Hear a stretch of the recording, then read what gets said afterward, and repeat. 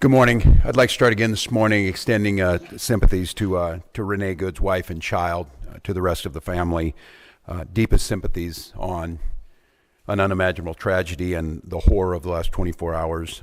Also a deep thank you to Minnesotans and those across the country. I understand a fund has been set up to support Renee's 6-year-old child and wife. Other things being done. I would encourage Minnesotans and folks across the country in this moment. You're seeing neighborliness and kindness rise to the occasion. Is go and find out what they're doing there and give some help if you can. I'd also say last night we saw Minnesotans meet the moment once again. Thousands of Minnesotans demonstrated last night peacefully.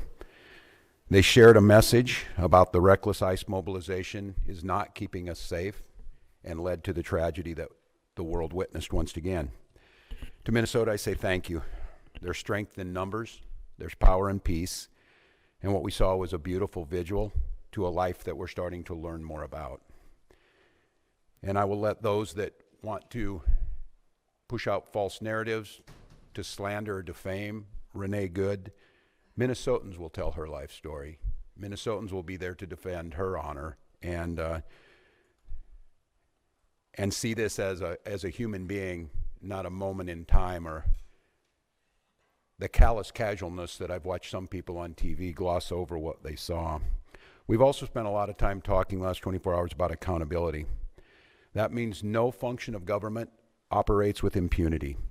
It means when someone's in a position of authority and they commit any act that impacts our people, there has to be another place to turn to get justice. Checks and balances.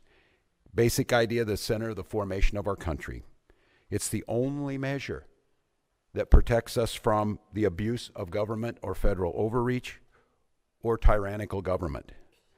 Yesterday, the Minnesota Bureau of Criminal Apprehension, the BCA, spent the day yesterday attempting to get that accountability to participate in the investigation. And I just want to make this as clear as possible to everyone. Minnesota must be part of this investigation. These are nonpartisan career professionals that have spent years building the trust of the community. There's a BCA Force Investigations Unit that was created by the legislature, by the people of Minnesota, to provide an independent, consistent, and trusted mechanism for investigating the use of force incidents involving law enforcement officers. Minnesota has seen our share of these. And what you've seen is, and I have witnessed it during my time, that these professionals have risen to the moment. They are trusted by people.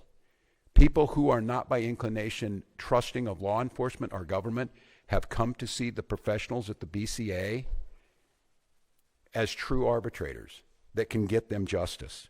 The unit is the result of years of scrutiny, public engagement, and bipartisan legislative action. Minnesotans have made it clear time and again they expect transparency through this process where a police officer uses deadly force.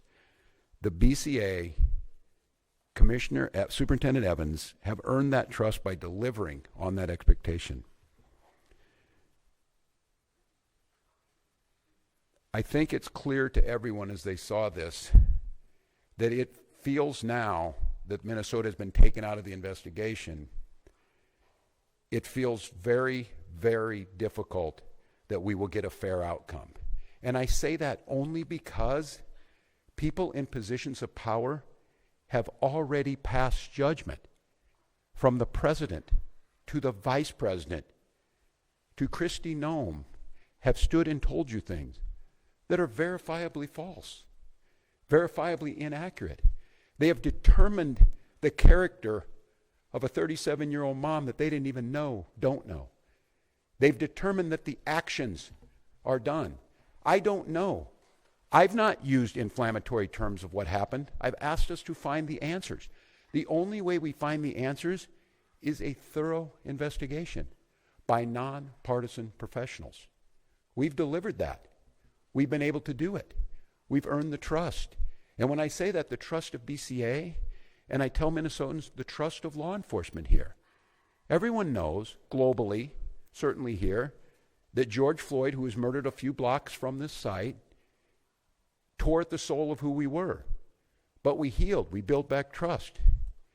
Chief Brian O'Hara came in and took one of the most difficult jobs in America of building back trust in the police force in Minneapolis after Derek Chauvin murdered George Floyd. And he's earned that.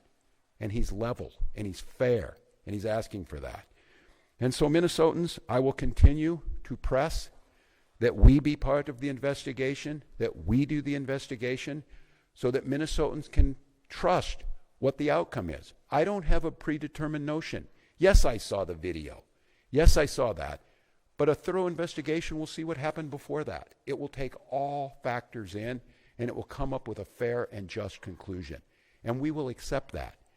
Very, very difficult for Minnesotans to think in any way this is going to be fair when Kristi Noem was judge, jury, and basically executioner yesterday. That's very, very difficult to think that they were going to be fair.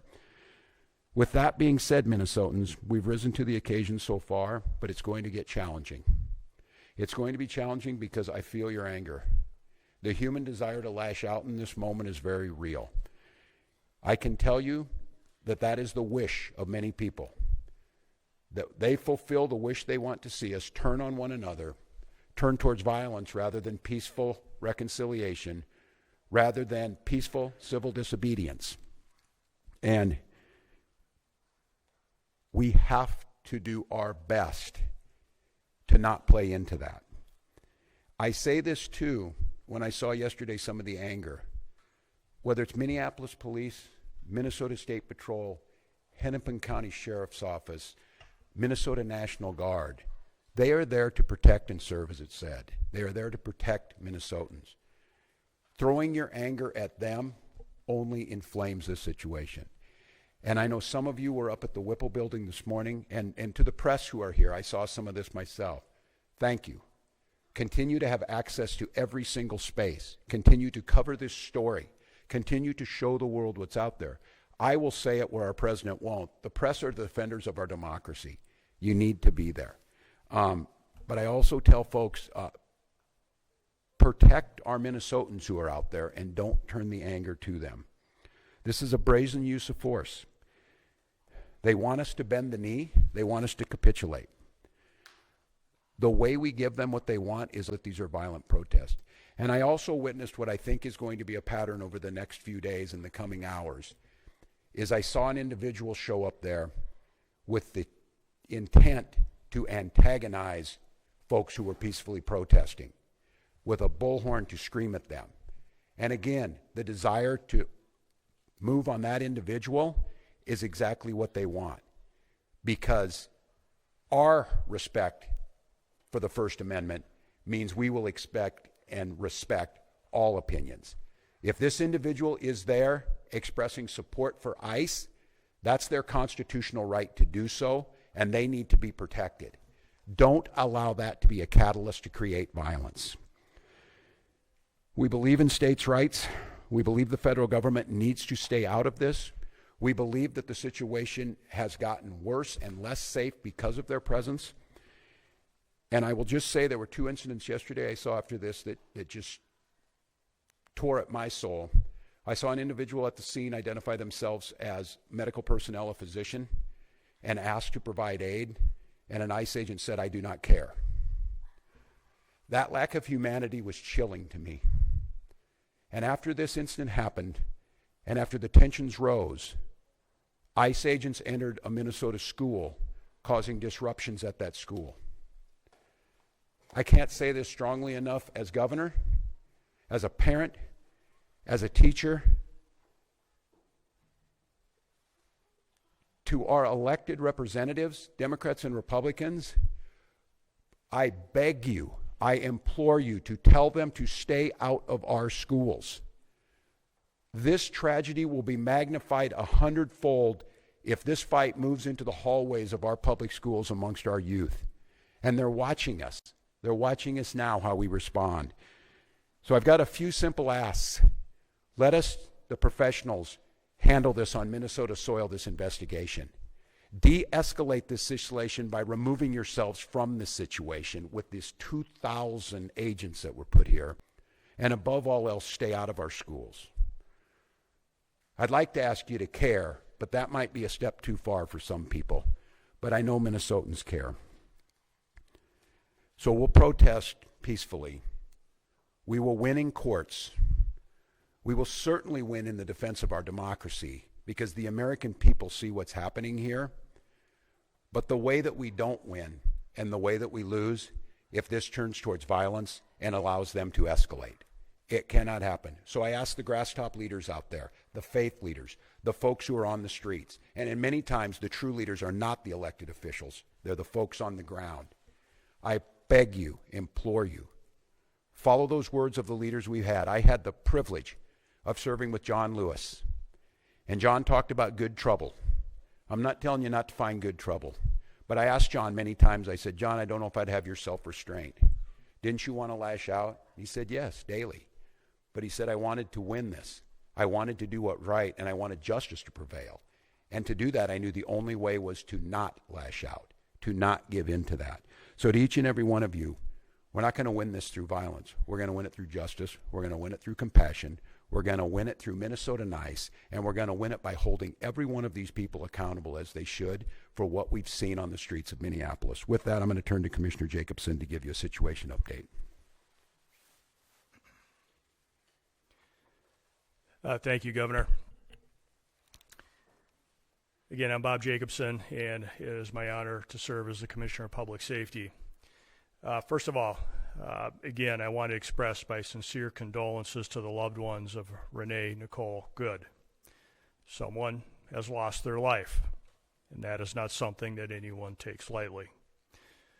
Minnesotans came out yesterday to express their grief, their frustration, and their anger at this terrible tragedy. I expect that they will continue to come out today. And I want to thank everyone who demonstrated peacefully. This helped honor Renee's memory and gave her family space to mourn. Minnesota's residents and visitors have the right to demonstrate and to exercise their First Amendment rights. I want to remind everyone that there are safe ways to do so. Our goal is to reduce tensions, to avoid conflict, and to maintain a calm environment. And as I mentioned yesterday, we recommend the following safe and lawful ways to demonstrate. Please get together peacefully with others in public areas where pedestrians are allowed. March or walk together in pedestrian areas, please, not on the roadways. Make your voice heard through chants, speeches, and displaying signs. And there are a few things I just want to mention very quickly that are unsafe. Because as always, our top priority is public safety, and we cannot allow behaviors that create hazards, threaten public safety, or disrupt emergency services or endanger people nearby. That would include certainly demonstrating on the freeway, walking on highways, throwing objects, setting things on fire, property damage, graffiti, fireworks, illegal weapons, reckless and dangerous driving, or assaultive or aggressive behavior. I know that we all want more definitive answers about that fatal shooting that occurred yesterday. And as we are able to get those answers and dispel rumors and false information, then we can rightfully honor Renee's memory and help her family, loved ones, and our community heal. With that, I'll turn it back to Governor Walz and maybe a few questions. Please. Esme?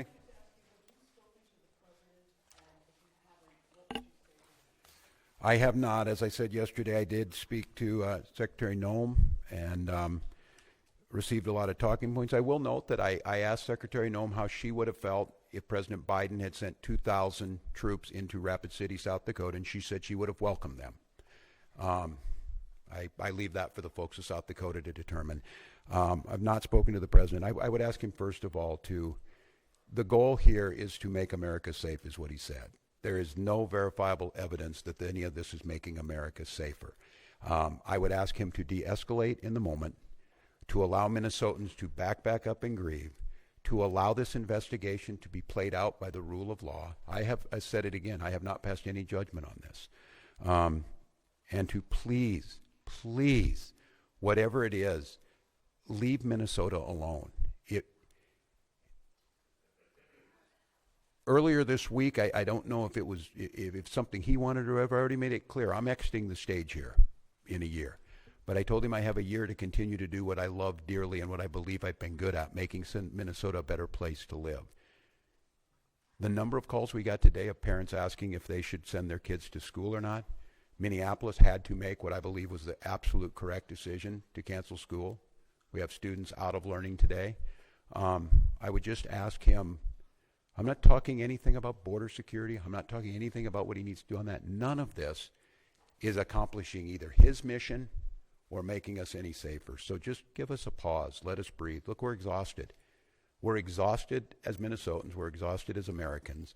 And this relentless assault on Minnesota, for whatever reason, is just cruel now. It has reached cruelness. So please, just give us a break. And if it's me, you're already getting what you want. But leave my people alone. Leave our state alone. And look again and see what's happening. It's not me saying it. You're hearing it from many, many others. So that's what I would say. Governor Walz and Commissioner Jacobson, is there anything stopping state and local law enforcement from conducting an independent investigation into this, even if the federal government does not want to have you have a joint investigation? So, great question.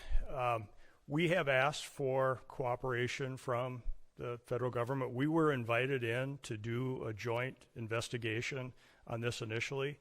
We continue to work with the federal government all the time on joint investigations. This is not something new, whether it be with the FBI or other federal law enforcement agencies, so we are accustomed to doing joint investigations. As the governor has mentioned, our Force Investigative Unit within the BCA has a stellar reputation for doing quality investigations, for finding the answers to the questions that people have. There are so many questions out there that I know the public has from watching what's been shown on social media and regular media. And the goal for me would be to provide an investigation, preferably in tandem with the Federal Bureau of Investigation, because we work with them all the time, and they do have all the evidence in the original investigative notes and reports. We have none of that. They have shared none of that with us. We would welcome the opportunity to jump back in, to do that investigation, use our high-quality investigators from the BCA to be able to do that with them, to find the answers that the public deserves. Without any of that information, or without any of that assistance from the FBI or the federal government, we would be at a loss to be able to initiate and conduct a thorough investigation. For us to be able to do that, it would be extremely difficult, if not impossible, without cooperation from the federal government. How difficult would it be to file state charges without the cooperation of the FBI? To be able to file state charges, we would need, again, a full investigation, which would include the opportunity to have been at the crime scene, to have had the opportunity to take a look at all the video and evidence that the FBI would have in their possession. I don't make any prejudgments about what happened yesterday. We can all see what we want to see on the videos and what we have seen in the media. That doesn't mean that none of us, I will not, as a public safety professional, jump to any conclusions as to who is at fault in this. What I will say, though, is that unless we do that thorough investigation, unless we have access to all of that evidence, unless we have access to the agents that were involved in that, to any witnesses, without any of that, we would not be able to put together a quality investigation for any prosecutor to be able to make a determination as to whether or not someone should be charged with a crime. Can I ask I'm going to note on this, too, that no one less than Tom Holman yesterday said it would be unprofessional to pass judgment ahead of time. Now, the disconnect between what Tom Holman said and Kristi Noem said needs to be rectified by the federal government. I will note, too, this is a question I asked, not being an attorney of my team, and it will go to the family, that there will certainly be civil cases filed on this, and those will be filed in Minnesota court and be held in court. Corn? What is standard operating procedure when a federal agent of any kind in Minnesota shot and killed somebody, a civilian? Are you usually involved? Is there usually a joint investigation? Generally, if there is any investigation involving use by a federal officer, generally the federal government, federal officials will lead that investigation. We have participated in numerous investigations in the past. It is very infrequent where there's a use of force by law enforcement officer, federal law enforcement officer, but we have worked jointly and shared information in previous investigations. I'd like to say, I'm gonna add on this. I'm gonna say, if you truly wanted to de-escalate this situation, the logical conclusion would be to follow that procedure and allow Minnesota to participate. And that's where we started yesterday, and it's one of the reasons I came out here, and I'm not going to criticize that because that was the proper process, and I'm going to have to talk to Minnesotans to try, and it's a very difficult task. I think we all know what can happen here, to calmly wait until all the facts come out. I think you in this room are seeing the gravity of this situation by not allowing Minnesota to participate, and the prejudgment that's already been made by leadership creates a very, very dangerous situation. And that's why, once again, I'm going to reiterate to our federal partners, simply let us be part of this. Use our professional folks. They will gain you the credibility and the trust of Minnesotans to believe the work that you're doing is honest, and it's not just a whitewash to backfill a predeceived notion. All right, so I got 10. That the state can do to put in additional protection around schools or to allow for additional e-learning days for these situations? Yeah, it's interesting, Dana, that you would ask that. We were just, as we were coming in here discussing, someone asked about that, and they mentioned Ruby Bridges and the Little Rock folks about escorting people in. We have not determined that yet, but it is a situation that we're going to have to explore. As I said, again, the thing that cut me deeply was watching what happened in our schools and the chaos. And I was on with Commissioner Jett this morning as he's talking to folks from St. Cloud to Duluth about what they think about today. Should we be in classes today and tomorrow in those schools, or does it pose a potential risk? And so we're trying to figure that out. I think many of the things and the lessons we learned during COVID is local communities and local schools being able to make some of these decisions in the long run probably gets us better outcomes, but we are deeply concerned with that. I'm going to come back as soon as we get any more information from all of you. We'll be in front of you again. I will reiterate, and many of you know my wife Gwen, the First Lady, is an English and literature teacher, and we were talking about some of this, and she got asked the question, and it was when will all of this end? And what Gwen said, it will end when enough people say it will end, and I think that is sage advice. And then I couldn't help but thinking, and it scares me a little bit. I heard those words. We remembered, many of us in here in sophomore, when we read it, that the party told you to reject the evidence of your eyes and ears. It was their final, most important directive. It certainly feels like that in this moment, and so I want Minnesotans to not believe that I'm telling you not to be angry, not to be scared, not to be feeling a little bit hopeless in this moment. But I would also say this, and I saw it last night, I saw it during George Floyd, I've seen it throughout our history. When things looked really bleak, it was Minnesota's first that held that line for the nation. On that July 3rd, 1863. And I think now we may be in that moment that the nation's looking to us to hold the line on democracy, to hold the line on decency, to hold the line on accountability, and more than that, to rise up as neighbors and simply say, we can look out for one another. We can have differences, but we've proved to the world going on 250 years that our democracy could hold. It feels to me like we're at one of those inflection points, that simply asking our government to give us accountability, listen to local leaders, ratchet down the rhetoric, let people feel safe in their person, and let's let our kids go to school without fear. Let's let our kids go to school knowing that tomorrow could be a little better day. And so we're going to work on that. I'll leave you with this, and I'm not sure when we'll get in front of you next, but to Minnesotans, again, just one last time, don't Don't give them what they want. Don't give them the unrest that they want. Don't give in to allowing them to bring more folks in here. Don't allow them to expand this somewhere else. Rise up, wrap your arms around your neighbors, peacefully express your First Amendment and your constitutional rights, and let's start healing, get some answers, and move Minnesota forward. Thank you.